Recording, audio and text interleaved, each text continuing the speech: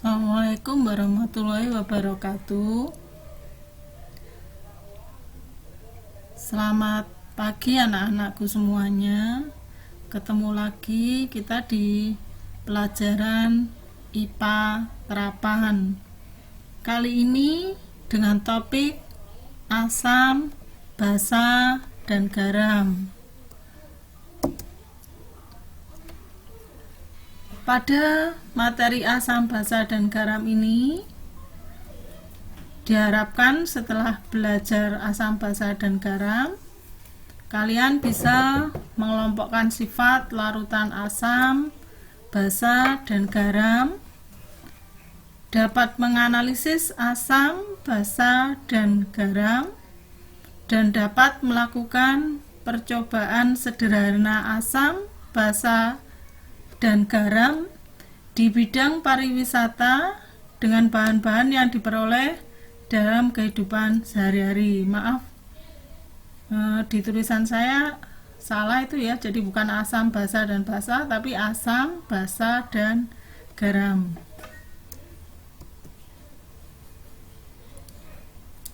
Sekarang coba kalian perhatikan beberapa gambar yang ada.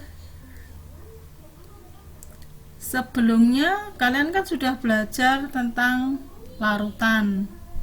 Nah, ingat enggak apa yang kalian ketahui tentang larutan?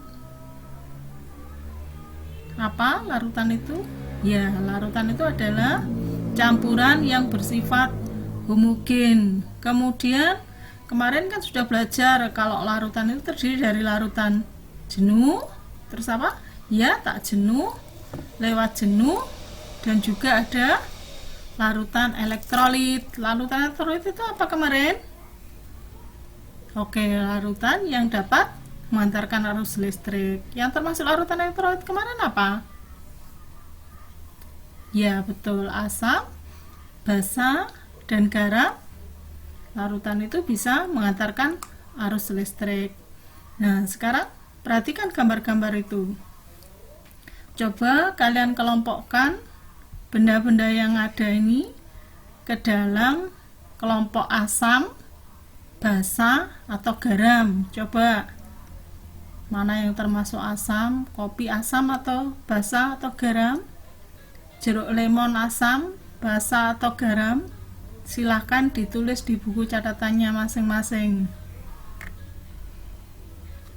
Nggak perlu takut salah ya anak-anak ya, karena memang kita belum bahas secara jauh tentang asam, basa, dan garam. Jadi ini kamu kelompokkan sepengetahuanmu saja. Sudah? Simpan dulu jawabannya. Nanti setelah belajar lebih lanjut, kita cocokkan lagi apakah jawaban yang sudah kalian tuliskan tadi benar atau salah. Kita lanjutkan ya.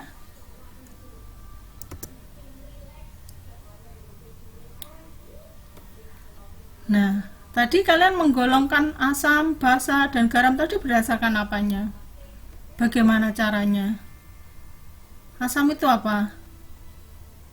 Kecut, ya boleh. Basa apa? Pernah secara tidak sengaja tertelan sabun ketika mandi, air sabun? Rasanya bagaimana? Pahit. Ya, basa itu pahit. Tapi masa iya kalau misalkan kalian menemukan larutan terus harus diincipi dulu, dicoba dulu? Gak bisa sembarangan begitu kan? Itu berbahaya kalau larutan zat-zatnya zat kimia. Oke, sekarang kita pelajari dulu pengertian asam, basa, dan garam. Kita pelajari tentang asam dan basa dulu anak-anak ya. Jadi ada yang namanya teori asam basa Arrhenius. Apa asam menurut Arrhenius? Apa itu asam? Asam adalah senyawa yang apabila dilarutkan dalam air, dia akan menghasilkan ion hidrogen atau H+. Itu menurut Arrhenius. Sekarang basa itu apa? Basa adalah senyawa yang apabila dilarutkan dalam air, dia akan menghasilkan ion hidroksida atau ion OH-. Contohnya sekarang.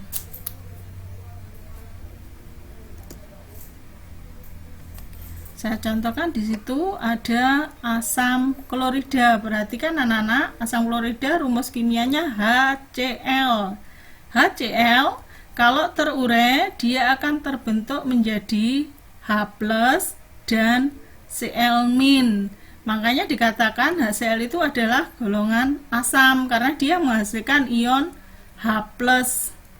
Kemudian contohnya lagi misalkan yang biasa kita gunakan, yang kalian gunakan anak-anak boga, asam asetat atau cuka yang rumus kimianya CH3COOH. Kalau dia terurai menjadi CH3COO- plus H+. Nah, itulah yang menunjukkan kalau cuka itu termasuk asam karena dia dalam air bisa menghasilkan ion H+. Sekarang contohnya lagi misalkan kalium hidroksida, KOH. KOH jika terurai dia akan menghasilkan K+ plus OH-. Itulah sebabnya kenapa KOH dikatakan sebagai basa karena dia menghasilkan ion OH-. Begitu juga dengan magnesium hidroksida, MgOH2 kali. Bacanya gitu ya anak-anak, kalau ada tanda kurung bacanya 2 kali, artinya OH-nya dikalikan 2. MgOH2 kali, jika terurai dia menjadi Mg2 plus 2 OH-. Makanya dikatakan sebagai basa menurut Arrhenius karena dia menghasilkan ion OH-.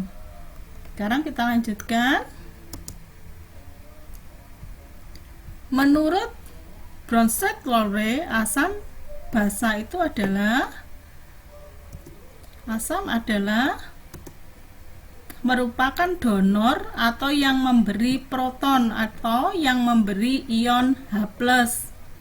Kemudian basa adalah aseptor atau yang menerima proton atau yang menerima ion H+. Contohnya sekarang. Di sini saya punya HCl, asam klorida yang direaksikan dengan air akan menghasilkan Cl- plus H3O+. HCl yang ada di sebelah kiri dia bertindak sebagai asam. Kenapa? Karena dia memberikan proton ion H+ atau mempunyai H lebih banyak. Pasangannya harus kita pasangkan dengan yang sama, yaitu Cl-. Jadi sepasang ya HCl pasangannya dengan Cl-.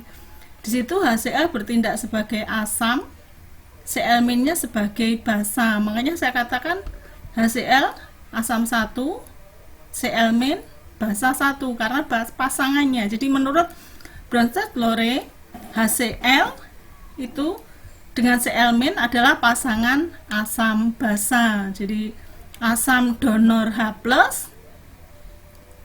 kemudian basa adalah aseptornya. Jadi asam itu untuk lebih gampangnya mengingatnya menurut Bronsted-Lowry, asam itu adalah yang kelebihan 1 ion H+. Jadi yang H+-nya lebih banyak, jumlah H+-nya lebih banyak daripada basa. Contohnya lagi sekarang itu misalkan H2O. H2O pasangannya dengan H3O+. Kalau mau menentukan, asam yang mana, basa yang mana, dilihat H+-nya banyak yang mana. H2O dengan H3O+, jumlah hidrogennya banyak mana?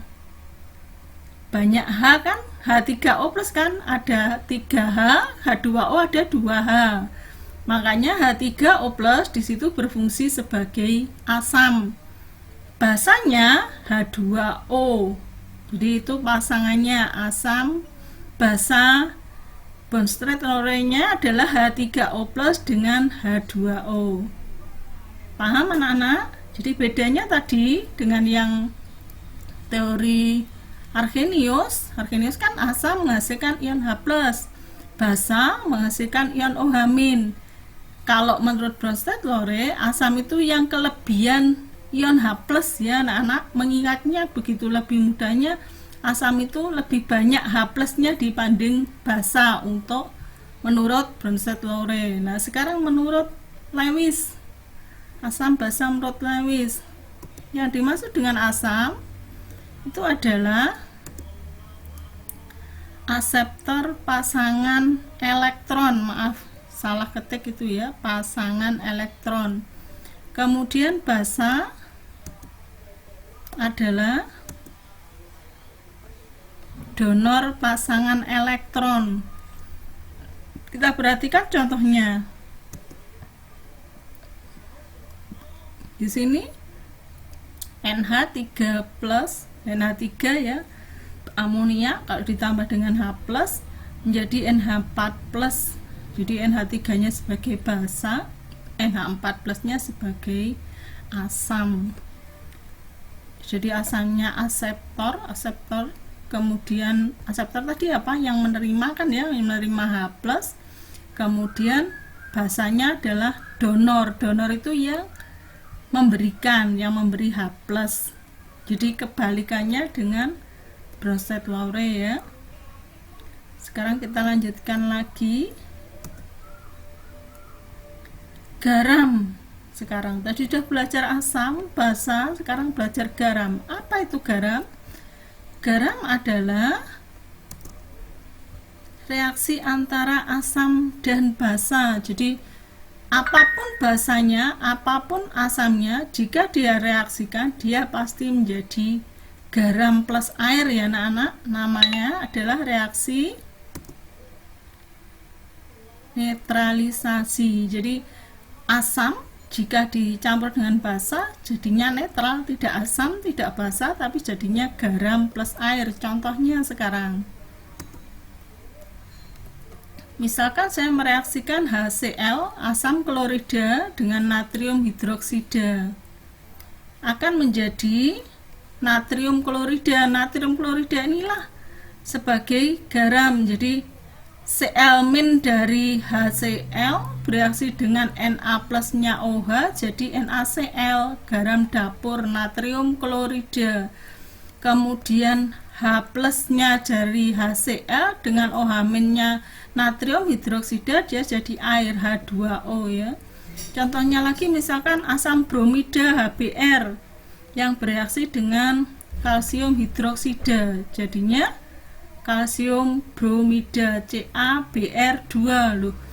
Kalau kamu bertanya, loh Bu, ini kok ada indeksnya 2, dari mana? Iya, karena CaOH 2 kali, dia kalau terurai itu menjadi Ca2+ plus 2OH-. Makanya seperti yang Ibu ajarkan sebelumnya, untuk lebih mudahnya kan kemarin kan indeks depan jadi muatan belakangnya, muatan belakang jadi indeks depannya. Begitu juga jika dibalik ya. Jadi karena muatannya Ca tadi plus 2, akhirnya muatan Ca2 itu menjadi indeksnya Br, makanya Br nya jadi Br2. Kenapa kok Ca nya cuma 1? Iya, karena indeksnya Br, muatannya Br tadi kan Br min, berarti muatannya 1, makanya Ca nya 1, indeksnya Ca1. Masih ingat kan apa itu indeks, apa itu muatan? Kalau muatan kan yang ada plus minnya ya, yang di atas. Kalau indeks itu angka yang kecil di bawah. Kemudian kalau koefisien, nah itu yang ditulis besar di depannya HBr2, itu maksudnya adalah koefisiennya HBr2, artinya H dan Br nya semuanya dikalikan 2. Sampai di sini bisa dipahami anak-anak? Kita lanjutkan sekarang. Kalau sudah, perhatikan pertanyaannya sekarang. Setelah kalian tadi belajar asam, basa, dan garam, teori-teorinya asam, basa, dan garam, sekarang jelaskan kesimpulanmu apa? Apa itu asam, apa itu basa, dan apa itu garam? Sudah? Kita lanjutkan lagi dengan pertanyaan selanjutnya. Nah, sekarang apakah klasifikasi kalian tentang asam, basa, dan garam pada gambar tadi? Yang gambar yang pertama tadi sudah benar? Sudah sesuaikah dengan konsep yang barusan kalian pelajari tadi? Tadi kamu kan gitu, wah asam itu yang kecut-kecut itu berarti masuk asam, Bu. Yang asin itu garam. Kemudian yang pahit itu basa. Nah sekarang ya kalau itu NaCl garam dapur kamu rasakan asin. Nah masa iya kamu mau merasakan CaBr2 kalsium bromida? Ayo, bagaimana?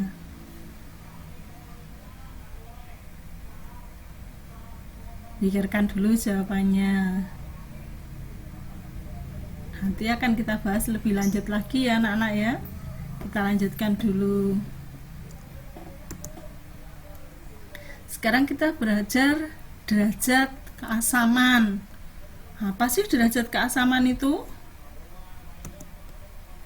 Derajat keasaman adalah skala yang dapat menunjukkan sifat asam, basa, atau netral suatu larutan yang biasa kita kenal dengan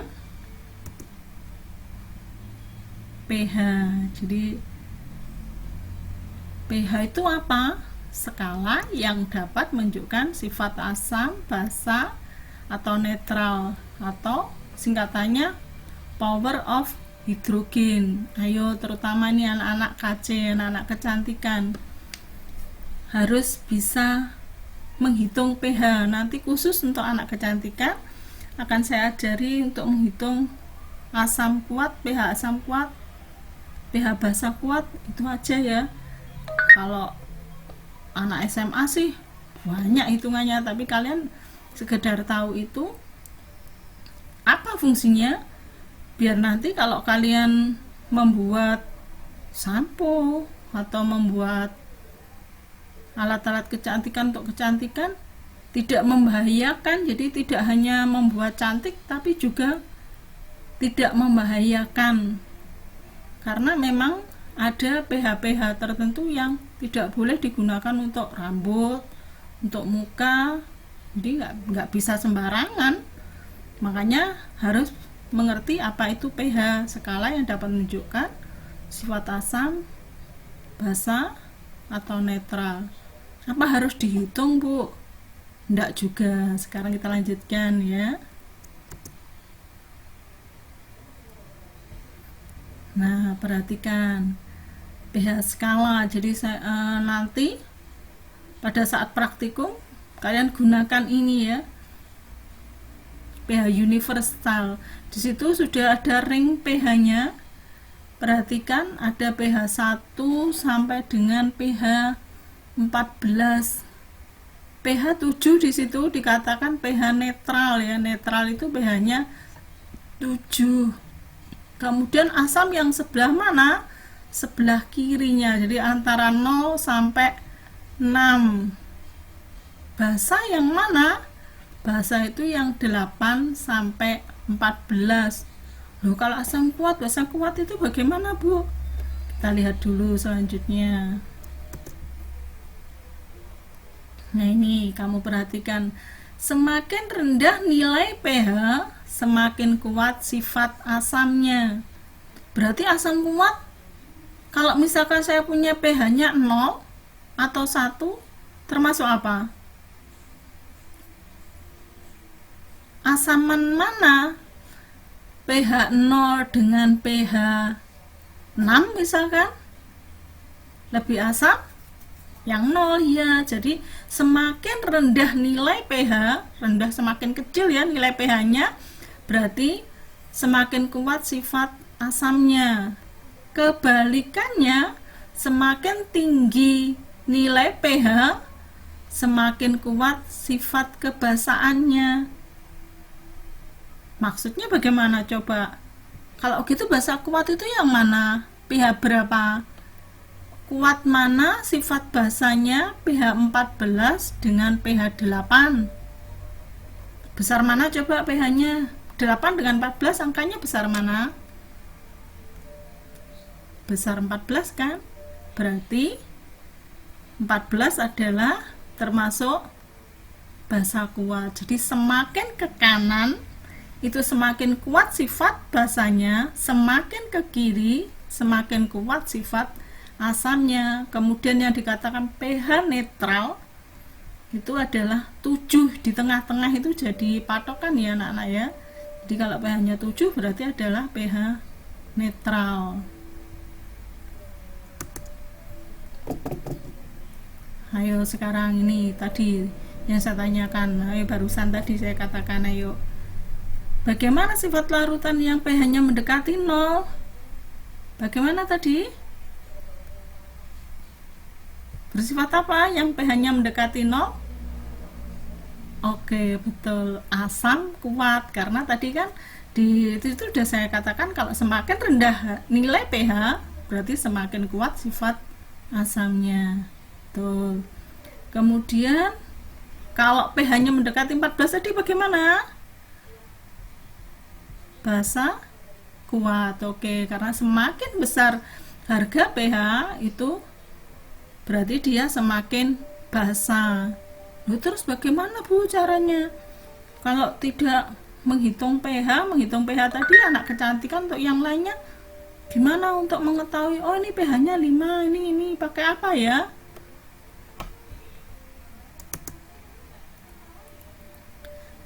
Nanti kita pelajari cara menghitung untuk ngecek pH dengan indikator ya. Sebelumnya lo asam kuat itu apa toh? Berarti kan ada asam kuat. Jadi kalau asam kuat kenapa kok pH-nya mendekati 0 semakin kuat? Karena dia mengalami ionisasi sempurna dalam air. Maksudnya apa terionisasi sempurna? Dalam air hampir seluruhnya terlarut ya, terionisasi, sehingga derajat ionisasinya atau alfa, ini dibaca alfa ya anak-anak, sama dengan 1. Kemudian reaksinya berjalan searah, dia bersifat korosif. Korosif itu merusak ya, makanya untuk asam kuat tidak diperkenalkan untuk kecantikan atau dikonsumsi, tidak boleh ya. Kemudian yang lebih penting lagi, dia mengubah kertas lakmus biru menjadi merah. Jadi kalau kertas lakmus biru kita celupkan dalam asam, warnanya akan berubah menjadi merah. Kita lanjutkan, selain asam kuat ada juga ini contohnya asam kuat HCl, reaksinya searah, perhatikan ya. Jadi H+ plus Cl-, kemudian H2SO4 jadi 2H+ plus SO4 2- reaksinya searah. Kita lanjutkan sekarang. Yang asam lemah, apa itu asam lemah? Kalau asam kuat tadi terionisasi sempurna, kalau asam lemah terionisasi sebagian, jadi hanya sebagian saja terlarut dalam air. Makanya derajat ionisasinya lebih besar dari 0 tapi kurang dari 1. Ingat bacanya ya anak-anak. Alfa atau derajat ionisasinya lebih besar dari 0 kurang dari 1. Kemudian perbedaannya lagi dengan asam kuat adalah reaksinya berjalan 2 arah atau bolak-balik. Perhatikan contohnya sekarang. Nah ini ditunjukkan oleh reaksinya berjalan bolak-balik. Jadi bisa ke kiri, bisa ke kanan. HCN jadi H+ plus Cl-, bisa juga H+ plus Cl- jadi HCN. Bedakan dengan yang contoh yang di awal, reaksinya searah kan? Nah ini tanda reaksinya searah untuk yang asam kuat. Untuk asam lemah reaksinya bolak-balik. Nah tabel berikut adalah tabel asam kuat. Jadi ini beberapa asam kuat yang biasa sering digunakan. Ada asam iodida, asam bromida HBr, asam nitrat HNO3, asam permanganat HMNO4, asam klorat HClO3, dan asam perklorat HClO4. Kita lanjutkan lagi.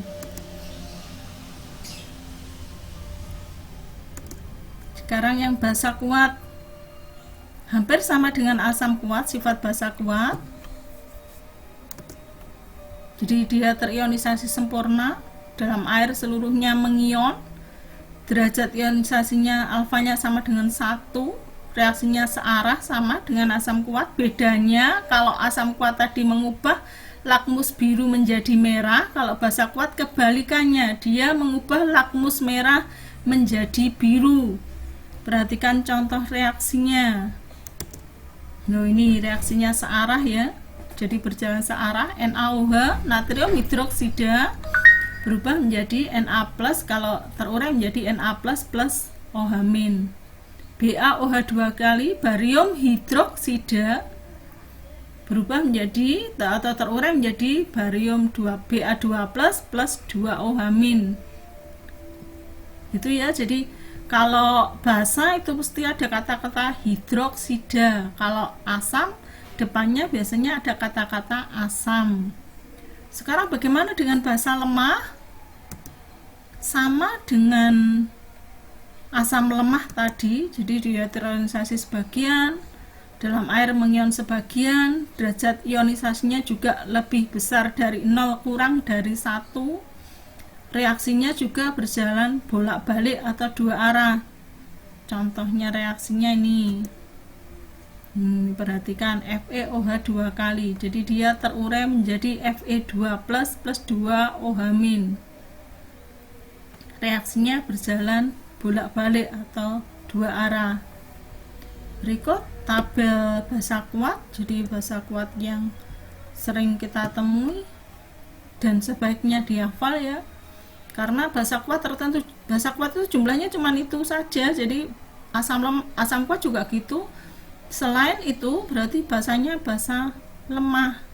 Jadi ada litium hidroksida, kalium hidroksida, rubidium hidroksida, ada cesium hidroksida, kemudian ada strontium hidroksida dan kalsium hidroksida. Oh iya anak-anak, jangan lupa ya, ada basa yang biasanya dituliskan tanpa OH-, amonia, NH3. NH3 bukan termasuk asam ya, tapi basa, karena biasa NH3 itu asalnya jadi dari NH4OH, jadi amonia, diingat-ingat ya. Kita lanjutkan. Indikator asam basa tadi sudah Ibu katakan. Bagaimana cara ngecek asam basa? Dengan menggunakan indikator asam basa. Apa tuh indikator asam basa itu?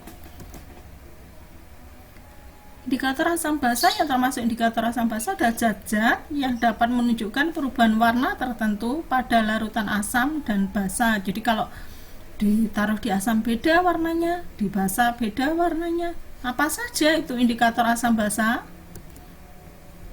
Ada indikator bahan kimia, ada PP, ada banyak ya anak-anak ya, tapi yang kita pelajari di SMK cukup ini saja, kertas lakmus, indikator universal, kemudian nanti kita buat juga indikator alam. Apa itu indikator alam? Indikator alam yang bahan bunga atau apa yang mencolok ya, yang bisa berubah warna. Ini contohnya misalkan. Nah, ini perhatikan. Bisa pakai kembang sepatu, bisa kita gunakan kunyit, bisa juga kita gunakan kol ungu. Karena kol ungu jarang didapat ya, biasanya adanya di mana? Ya di Golden belinya ya. Agak mahal, jadi nanti kalian pakai ini aja, kembang sepatu dengan kunyit yang mudah kalian dapatkan. Jadi bukan kembang sepatunya, bukan kunyitnya loh ya yang digunakan, tapi larutannya, cairannya. Jadi ditumbuk, airnya yang digunakan. Nanti gimana cara ngeceknya? Gimana? Contohnya misalkan cuka kalau ditetesi kembang sepatu warnanya berubah jadi merah muda. Kalau dengan kunyit jadi kuning muda, karena cuka itu adalah asam. Kemudian sekarang misalkan kalau sabun bagaimana? Sabun kalau dengan kembang sepatu warnanya jadi hijau, kalau kunyit menjadi coklat kehitaman karena dia adalah basa. Jadi nanti kalian bisa coba bahan-bahan yang digambar yang di awal tadi, yang tadi sudah kamu kelompokkan jadi asam, basa, dan garam. Bisa kalian coba cek dengan kertas lakmus, kemudian dengan indikator universal nanti yang disediakan di sekolah ya, kertas lakmus juga akan ibu sediakan, kecuali ini yang indikator asam basa yang harus kalian buat, dan sebaiknya dibuat di sekolah langsung, karena kalau buatnya di rumah biasanya nanti sampai sekolah warnanya tidak bagus lagi karena sudah teroksidasi ya anak-anak, sudah kecampuran dengan oksigen, biasanya akan buruk hasilnya. Nah, untuk latihan kalian kerjakan soal-soal ini ya anak-anak. Jadi kalian jelaskan maksud dengan derajat keasaman, semuanya tadi sudah ibu jelaskan. Kalian juga harus bisa menyelesaikan reaksi ionisasi.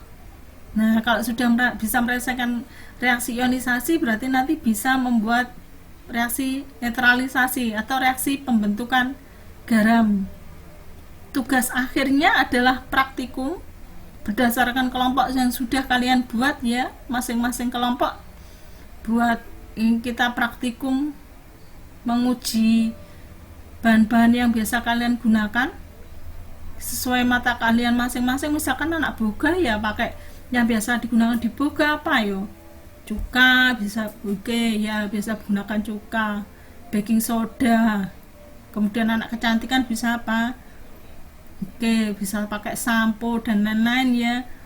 Busana apa, pakai deterjen, oleh betul boleh juga ya. Jangan lupa bawa kunyit dan kembang sepatu. Untuk meyakinkan nanti juga bisa menggunakan pH meter ya, pH indikator universal, diukur pH-nya berapa. Kalau misalkan dengan kunyit, oh ini kok asam dengan kunyit, terus bener kan, apa asam bener ya, pH-nya berapa, nanti diukur gitu ya anak-anak ya. Jadi kalau kalian masih bingung atau masih ada kesulitan untuk menjawab soal-soalnya, boleh bertanya ke ibu, boleh lewat WA, boleh ke email, terserah kalian, atau boleh telepon juga gitu ya anak-anak ya.